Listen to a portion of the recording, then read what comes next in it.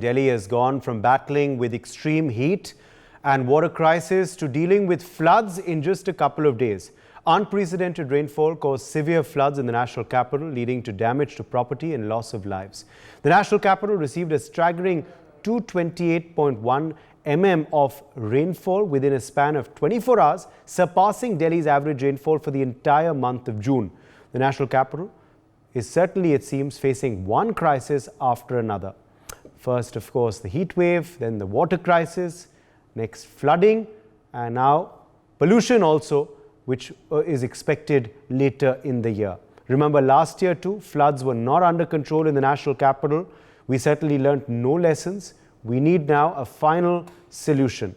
Let's quickly show you what exactly the situation was in Delhi before we get into our discussion. Let's tell you about what the Delhi water level actually looked like. So as you can see over here, the main affected regions were, of course, south of Delhi and, of course, West Delhi, and also, of course, a bit of East Delhi. These were the worst affected regions, and you can see which is why they're colored blue and dark blue. Now, these were the known flooding points where, of course, yesterday there was a lot of water seen. Minto Road, we just saw Minto Road. That's a visual that unfortunately is seen year after year, a bus sinking under that Minto Road bridge over there. Also Kartavya Path also saw flooding yesterday. The newly built Kartavya Path, the newly inaugurated Kartavya Path was not immune to flooding, which was witnessed there yesterday. Outer Ring Road as well had several waterlogged roads, as you can see over here. Trucks almost sinking, almost drowning in the water. This is Mathura Road, which is, of course, a key connector road of Delhi to Uttar Pradesh. Mathura Road also flooded. ITO also witnessed a lot of waterlogging yesterday. ITO, of course, has a lot of prominent offices and also is the hub of the police headquarters. Well, it was flooded yesterday as well. This is the worst affected areas last year. Lessons should have been learned, but unfortunately they weren't.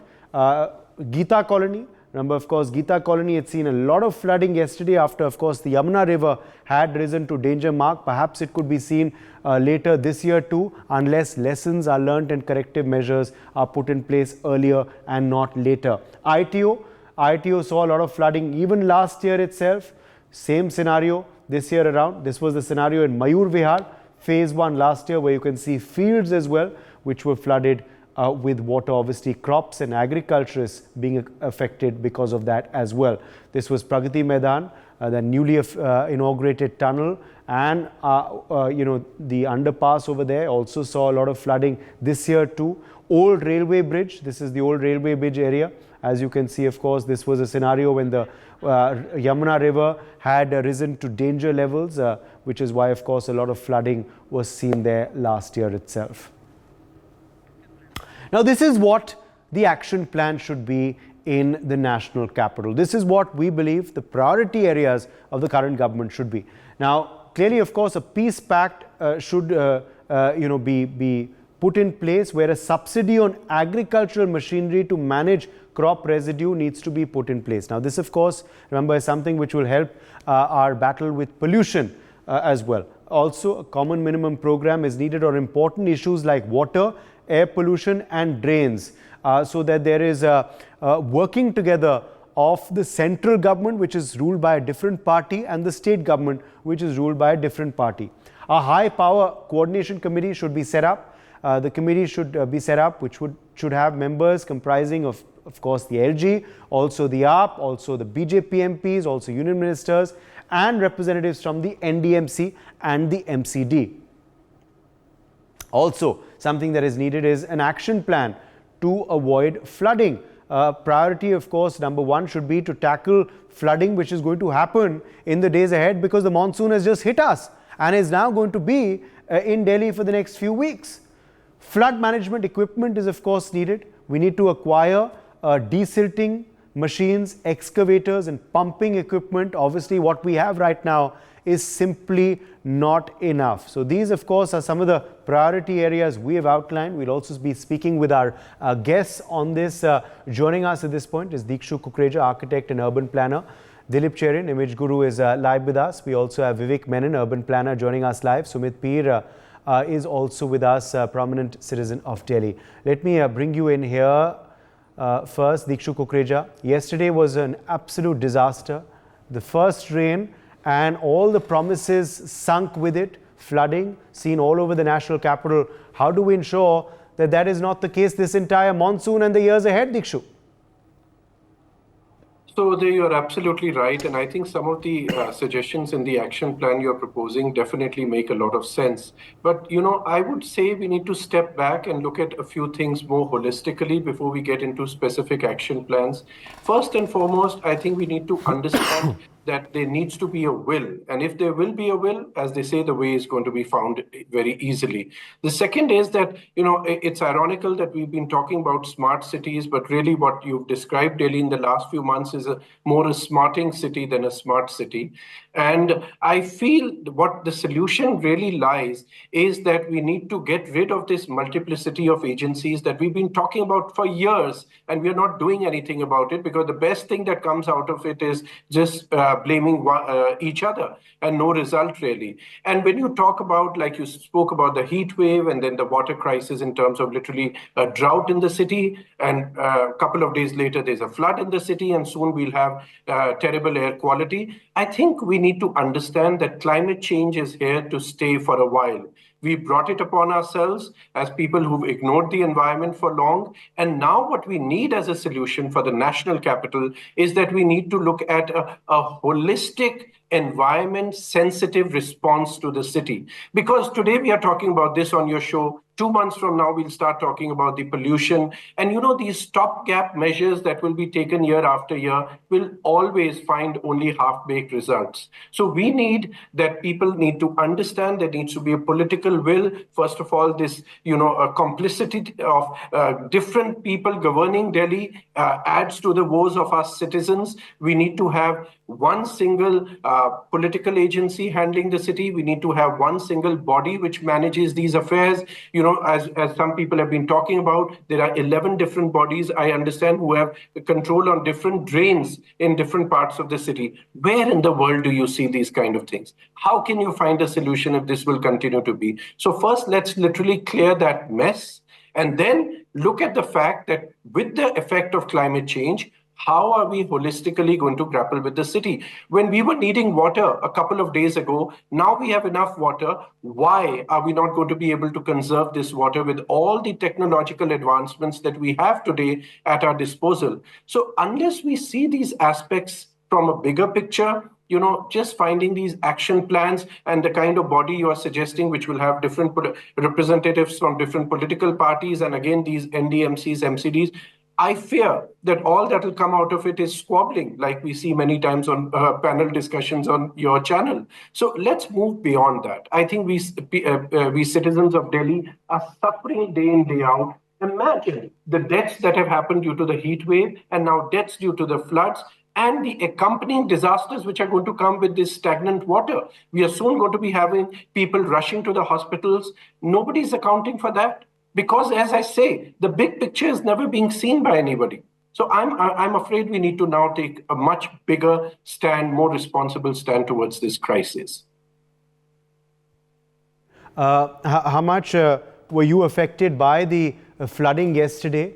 And what were the stories, the horror stories perhaps that you would have also heard yesterday, which are only now a deja vu because we hear them every year, Dilip, and nothing really changes on ground? Fortunately, I was in Hyderabad yesterday for the day and totally unaffected by it. But, keep in mind two things. One, a zebra is a horse designed by a committee.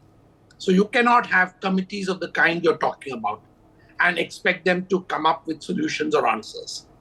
Secondly, as a facetious kind of remark I heard on the flight, that maybe the LG and Kejriwal ought to swap places.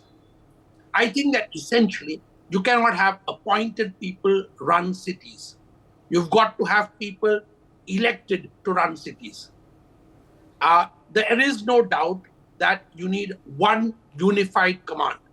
You cannot have a city which for security reasons is managed by somebody, then for administrative reasons managed by somebody. You have to have a person who's elected by the citizens of Delhi, who pay the taxes of Delhi, and who therefore have a right to expect accountability from one person who then delineates how she or he is going to run the city. So I think this multiplicity, which Dikshu pointed out, is at the core of the problem. The technological solutions are many.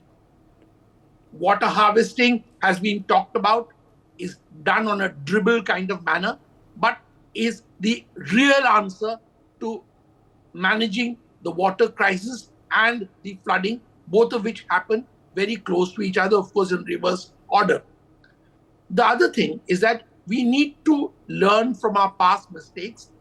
And as you showed in your visuals, many of the places are repeat offenders. But again, remember that the citizens of those places need to be able to elect, select, or reject people who are responsible for managing these things. If you don't have that single authority, that single elected position, India is going to be seeing very rapid urbanization in the next 20 years. Each of the cities needs to recognize that the problems of Delhi, partially climate change, but also partially the fact that much of it is unplanned, can only be addressed if there is political single point responsibility, which we just are trying to escape or avoid for a variety of reasons. There is no choice that each of these cities will have to have, you can call him an elected mayor, but the idea is that there should be a person whose job it is to make sure that cities are livable and that the rapidly expanding cities don't become death traps for the citizens who are moving there over the next 2 decades. I think that is the real answer. To Vivek Menon as well. Vivek Menon, what should be the priority areas when this action plan is indeed drawn up? And is it too much to expect action to be taken for this monsoon season itself? Or are we hoping for too much? Will we see the same kind of nightmares that we saw yesterday in the days ahead? Or can something be done, remedial measures immediately? Well, I think, the problem really stems from the lack of planning and design. I think that's where the crux of the matter lies. And unfortunately, most of our cities are actually run by bureaucrats, not technocrats. I've worked in the United States for 30 years odd, and, I've seen how their systems work. Now, it's not to say that they don't flood, but at the same time, there is a effort that's put into minimizing and alleviating flooding. Now, when you look at places like Delhi and Bangalore, there should be absolutely no reason why they flood. Now, I think both Dilip and Dikshu have made very relevant points in terms of the administration, in terms of the polity. But it all comes down to finally implementation on the ground. And I think the fact of the matter is that we've, had several programs, renewal missions and urban planning programs, but none of them have really resulted in implementation on the ground. And it's a very simple methodology here. If you follow the science to it, when we send Chandrayaan to the moon, there's a certain level of engineering that goes into it. Unfortunately, we are not able to replicate that same engineering in our civil engineering circles. And the fact of the matter is there is absolutely no liability in this whole system.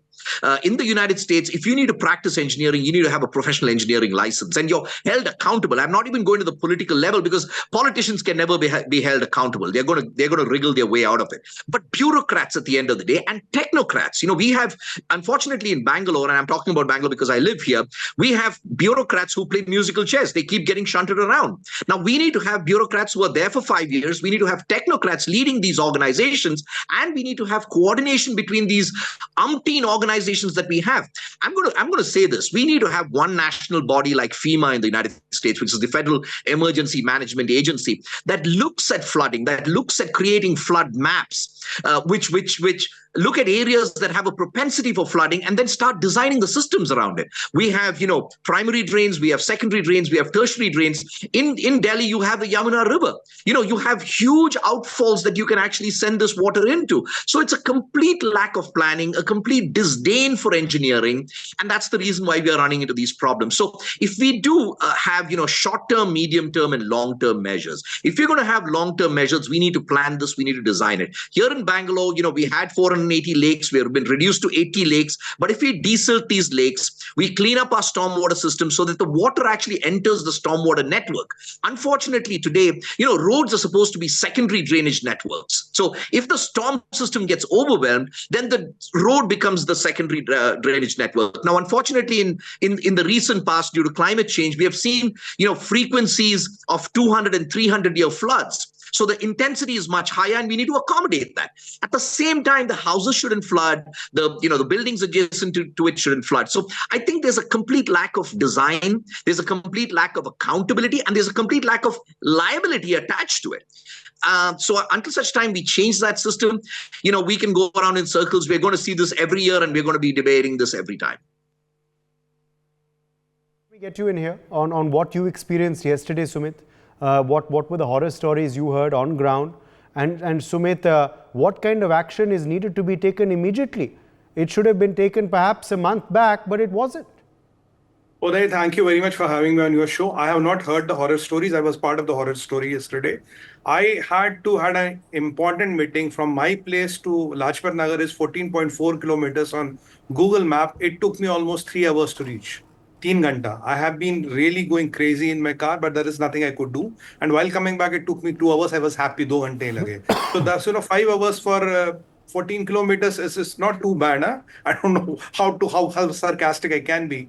The problem in the country is, look, there is a political problem in Delhi. Delhi has erupted. It has mushroomed. It was never a planned city. Today, how much of Delhi is planned and how much of Delhi is unplanned? More than 60% of the Delhi is still unplanned. So there is not real drainage system. There's not a lot of things which really work.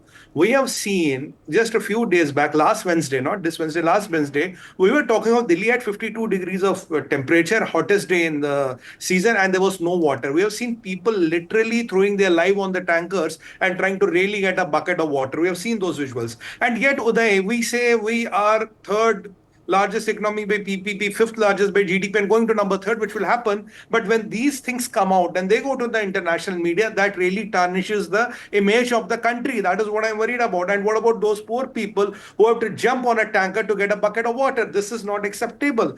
The problem lies in the politics. It is all about politics, because the politics is like too many cooks spoiled the broth. Is what is happening in Delhi. You want to blame NDMC, MCD, AAP blames BJP blames Kejriwal blames LG. That is how the round robin goes. Now you have a Delhi where the chief minister is in jail for last 3 months or more. You have a LG who wants to call the shots, but you have a Jal Mantri who was protesting 2 days back and had to go in ICU because I'm not getting the water from Haryana and Punjab and wherever. Now you have the same place where we say Achi ji's house is flooded with the water. So what does this talk about? It talks about there is no coordination, there's no political will.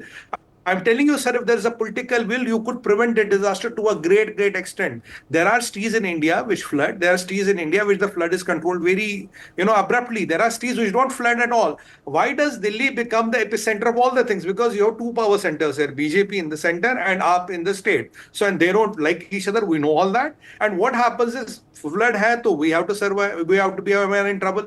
There's a heat wave, we are in trouble. There is water, we are in trouble. And transport, we are in trouble. And 2 months down the line, we'll have pollution and we are again in trouble. And for last how many years, Uday, on NewsX, we've been debating this? I think around 5-7 years have gone by. We are debating every time we come and debate. But there is no consensus. And on the top of that, what is the political solution to it? If you don't want to have one epicenter of power controlling everything, these things are bound to happen and nobody can control them. Everybody will try to run around. And I recently saw LG Saab has written a letter to Kejriwal for water crisis.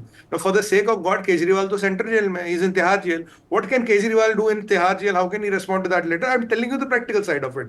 Now, if you think Kejriwal cannot run the show, dismiss his government, take on. You don't want to do that also, but you also want to write him a letter. What will Kejriwal do in the Tihar jail? That is another problem.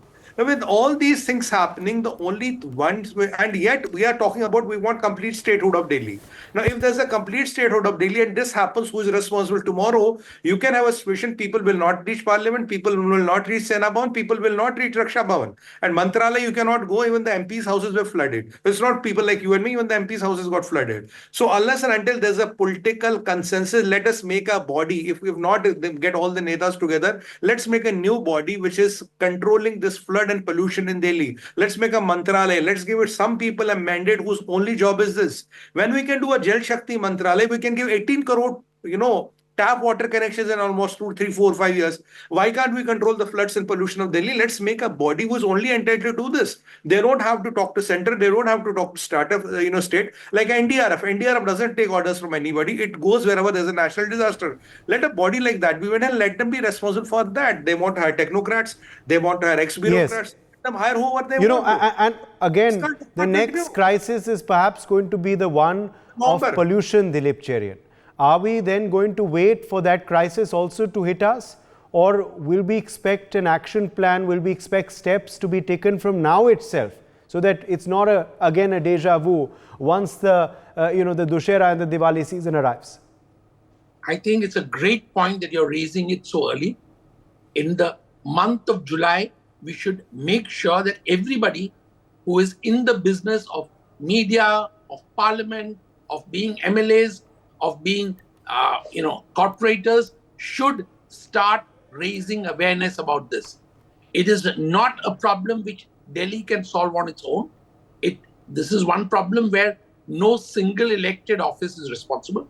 But we need to understand that in matters like this, investment, technology solutions which exist for partial control of this should be made accessible, available, and invested in. And I think that is it. The idea that you have geoengineering solutions which work for some of these is now known. Globally, they've been demonstrated. But the problem is that we want the problem to hit us before we respond or even make a noise about it. I would like to see July and August devoted by people like us who have influence and a voice to making sure that we say that pollution is on its way. Let's get prepared, who is doing what, and hold the people responsible to account for this.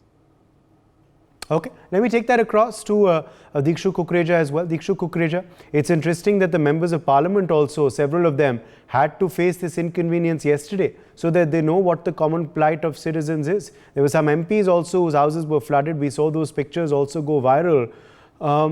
But should it be left just to the parliamentarians and the legislators? Is it time then for others also to get involved? Or should the buck stop at the MPs, the MLAs and those governing, because they are the ones who at the end of the day are accountable to the people? So if we are talking about pollution or this flood crisis that we had, rain deluge that we suffered yesterday, I think on both accounts, of course, the accountability is of those who govern the city, whether it's the parliamentarians or it's the MLAs or councillors. All of them are responsible for it. But like Sumit has pointed out, in this political slugfest, year after year, day after day, it's the citizens that are suffering. So what I would say here is that let's think out of the box. Yes, we should wish for these politicians to find a solution. Nevertheless, I would even urge at the different bodies to come up and start solving these things, which I believe with their small steps can make a difference too. For example, I would say the RWAs is a very powerful community participation, which we see world over, that this community management system of resident welfare associations can make a difference. I would say, why can't they start looking at solutions within their communities? For example, when we know one major issue of flooding is the drains are not desilted or they are having garbage. Well, Dilip just pointed out, this kind of a study can start taking place in advance, and they can engage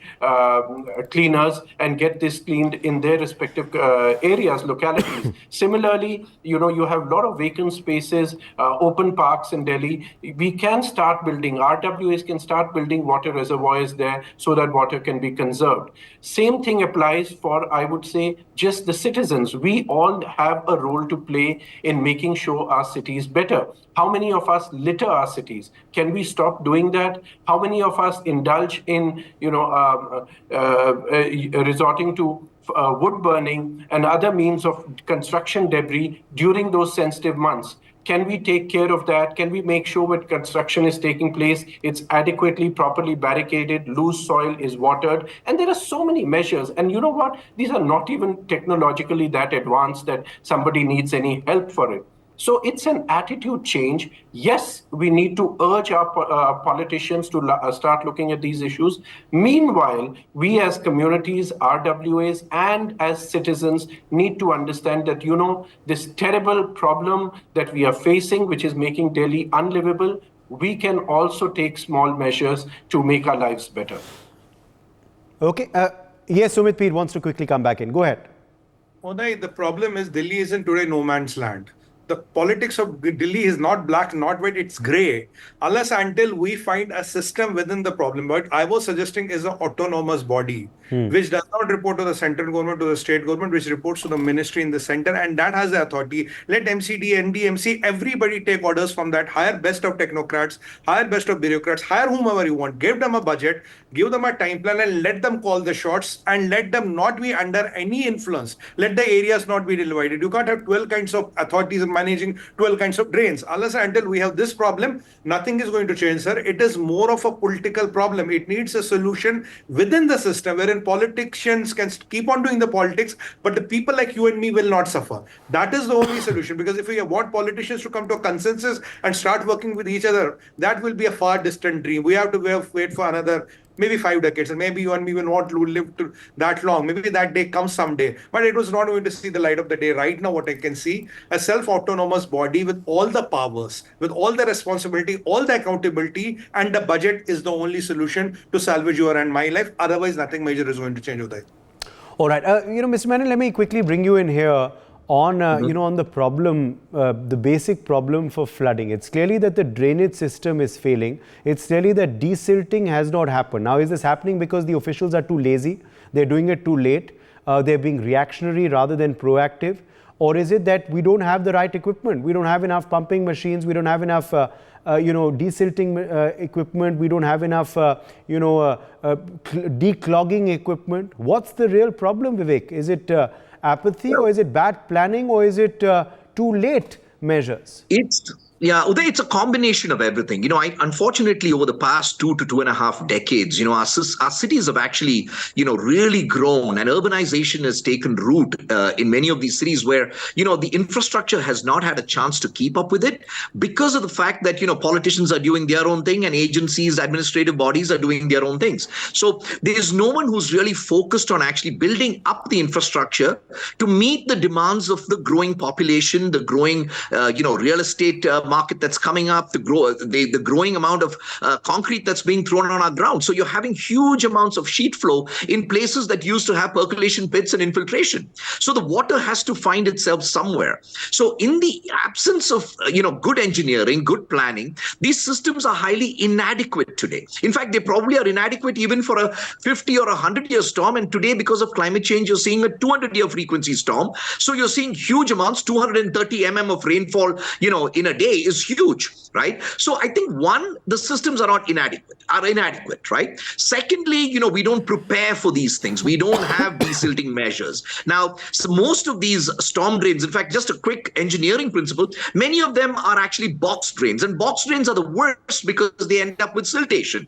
Instead of that, if you have an inlet and a pipe system, it's much easier, and that's what they do in the US too, because we're able to increase the size of the pipes, we're able to create inlets that trap all of the debris that comes comes in so the pipes don't get clogged. Now, our systems over here are all box drains. They're all completely filled with silt, mostly from construction debris that comes around, and of course solid waste that lands up, all of it lands up in our stormwater drains. Here in Bangalore, all of our sewage lands up in our stormwater drains, and then they land up in the lakes. So the whole system has been completely, become decrepit.